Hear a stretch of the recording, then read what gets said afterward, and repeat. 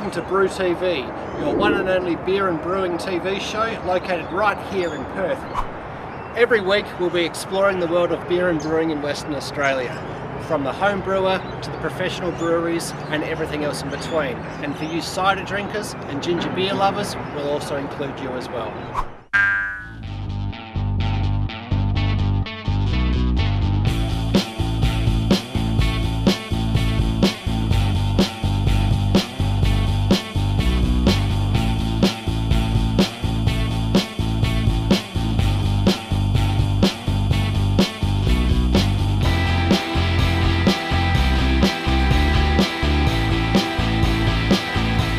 G'day and welcome to BrewTV, Episode 1, Series 2. We're down here at the Joondalup Beer and Cider Festival having a great time. We hope you enjoy the show.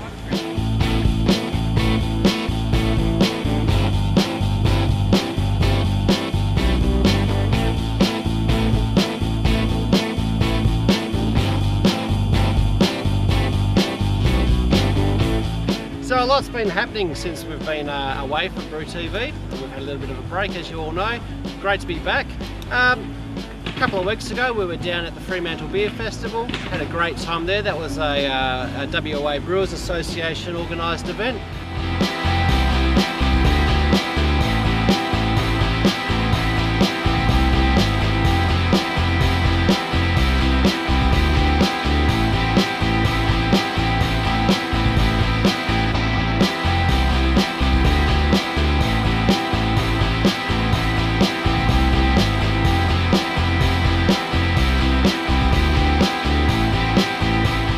We're down here at the Joondalup Beer Festival, which is an independently run event. Lots of beers, not only from Western Australia, but a lot of ciders and beers from all around the world and interstate.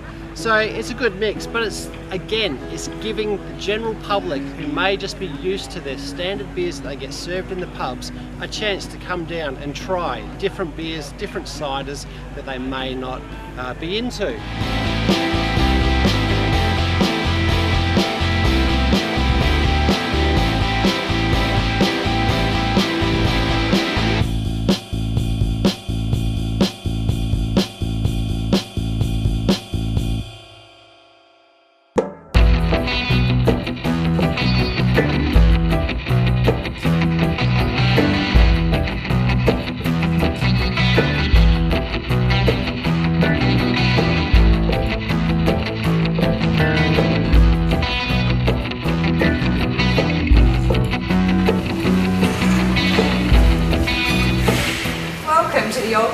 Brewery.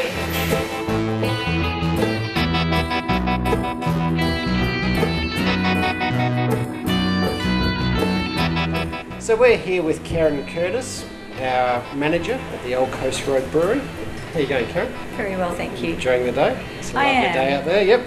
Getting into the silly season. It's already started. It's already started? It started a couple of months ago, Great. so it just gets a bit sillier now up until Christmas. Sure. So how many people a week would you get into the facility? At the moment, it can be anything from 200 to 300 on a day, on a Sunday, a little bit cruisier on a Saturday, and we've started doing a few early evening ones just to counteract the fact that we can't fit them all in during the day. Sure. So it's a Friday, Saturday, Sunday operation here, and I believe you're now opening up into the twilight with groups, are you? It's basically just at this time of the year, up until Christmas, a lot of work functions going on. Sure. So it's easier to try and get them in that little bit later, have an early dinner, and trying to squeeze them all in. So Karen, what else do you do here apart from the work functions and the like? It is just a really good family venue. We've got the play areas and the big oval for the kids to play. So gone are the days where we had small tables of 2s and 4s. They're 6s and ups, more like the 10s, 15s, 20s. Family gatherings. Right. It's big tables. Music on a Sunday. Always grabs a few of the punters in. Sure. And over the school holidays, we do a Saturday kids' day. So we have either the little train or the petting zoo, the pony rides, and bouncy castle. So anytime there's a a school holiday or a special event, Easter, we'll do something like that. That's just all free for the kids. Sure. So, and an hour and a half out of Perth, you don't have to even include it in a southwest trip. You can just come down for a day. No, we have a lot of that. A lot of people from Mandurah, from Perth, Bunbury, Busselton. Right. Halfway between Busselton and Perth, so families coming from one way, coming from the other, meet in the middle. Absolutely. It's a good place to be. Absolutely fantastic. So, great. Thanks very much, Karen. You're welcome. And enjoy the silly season. I'm going to try.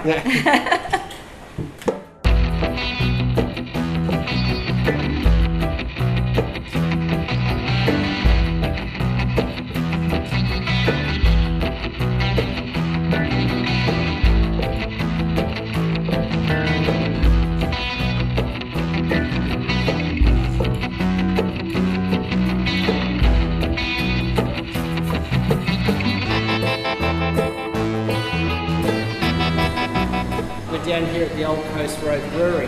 Now, we've had a few questions via the website, and also a few people have been calling us. They say, how come we never see John and Mark in the same place? They think they're the one and the same person, changing masks, changing voices. But something in store for you today, we've got Mark here as well. G'day Mark, how you going? G'day John, great to finally meet you. Yes, absolutely. Yeah, I think you're in the same stories as well from exactly, that's it. Seen Yep. together, Yep. in the same room at the same time. Exactly, polar opposites of Perth, Yeah. and that's the reason why, folks. That's Polar all it opposites of Perth. But you'll be seeing a lot of Mark this series. Mark's got some exciting news on the front of the brewery. But yeah, today we've got some great brews here. I've got the American IPA from Old Coast Road Brewery. Very lovely drop, passion fruit. Porter, very, very nice. Yep, cheers. Cheers, mate.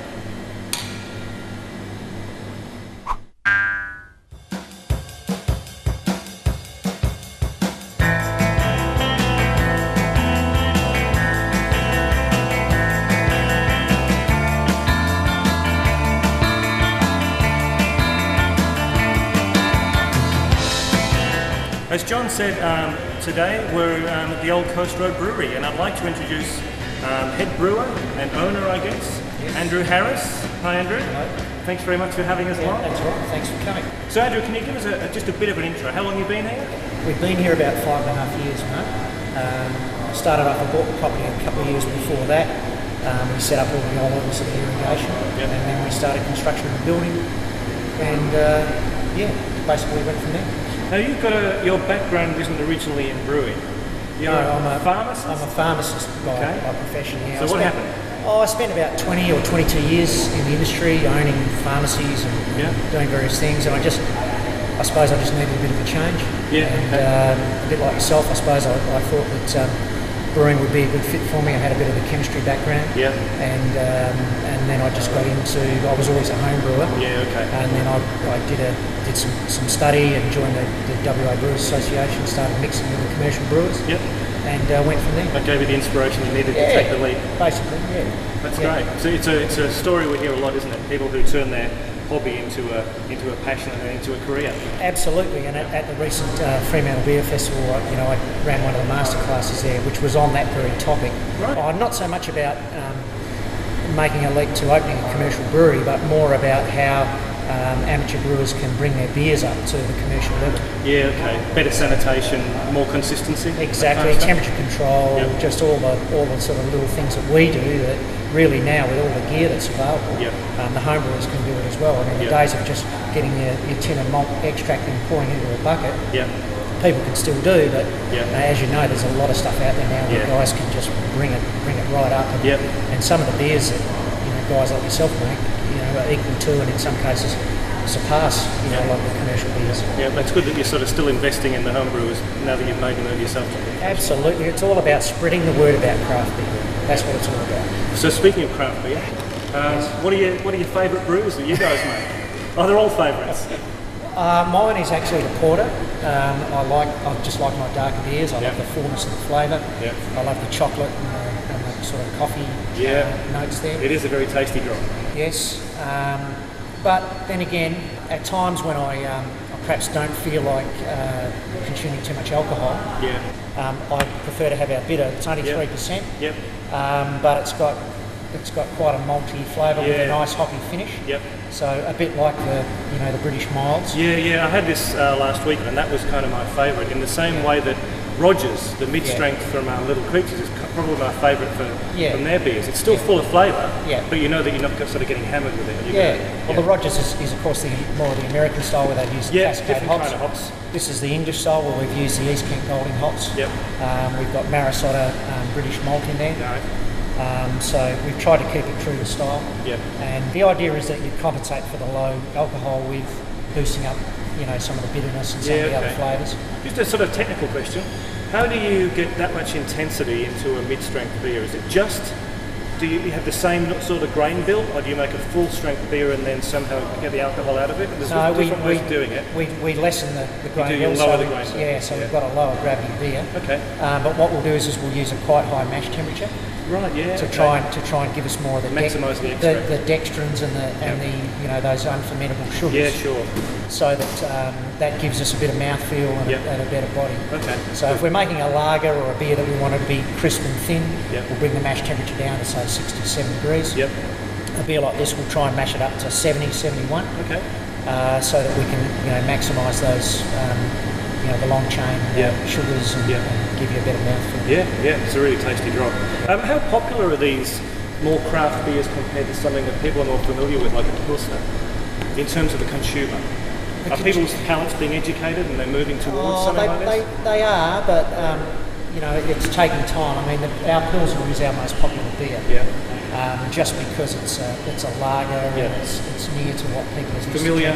Yeah, people like the Two's extra dry drinkers and the Carlton dry drinkers. They come here and they want a lager. But hopefully they'll taste that and then they'll see, well, that's a little bit different. That's not like my Aussie lager. And then from there they might taste some of the other beers and hopefully we can introduce them to be a little bit, make them a little bit more adventurous and try some different styles, which is what we want. We sort of want to give people a broad offering and give them some choices. Excellent. So we're going to have a bit of a look around the place, if that's all right with you. Absolutely. We'll have a look at your front of house stuff, look at all your bottled offerings and things, and then if you give us a bit of a tour through the brewery, that'll be fantastic. Yep, we need a drink before we go. Oh yes, I think we do, Cheers. Thanks again. Pleasure. It's not bad. It's lovely.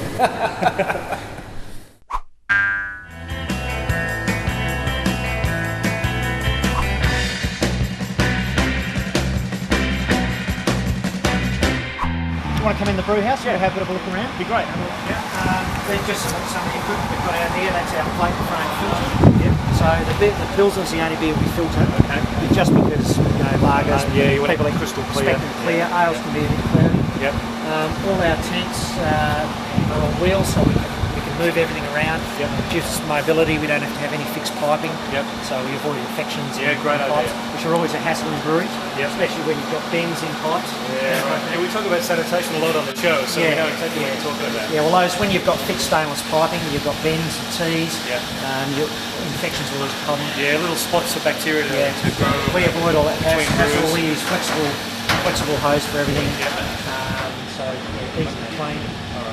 This is our mash tun. So it's an 800 litre system, is that right? We can make 1,000 litres. 1,000 litres. So this is our mash tun, which is just a very simple open vessel. It's not computer controlled or anything like high-tech systems. It's all very simple here. So basically the vessel with a false bottom? It's got a false bottom in it. Usual method, mill the malt, throw it in. So we'll mill up about, this is our wheat beer, I think we milled about 250 kilos of malt. We're with about 2 now. So this is our wheat beer. So we've got a combination of these are German malts. That's Bohemian Pilsner malt. Because that's the style that we're trying to make. Bohemian is Czechoslovakian basically. So we're trying to, which is where the name Pilsner came from. So we've got a German Pilsner malt and German wheat malt. So these are all Vehement. So we try to stick to whatever style of beer we're making. If we're making a British style beer, we'll try and use British malts. German beer, we'll use German malts. So Simpson's Marisota is one of my favourite malts. Canadian.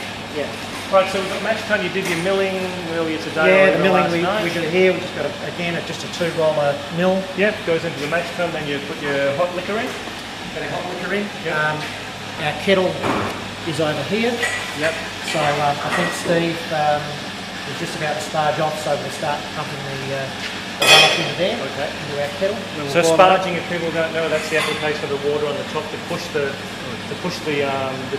now sugar-rich water through into the kettle for the next That's right. stage of the brew. So what we've got in here is a mash. So we've basically got our malt that's been milled up. Yep.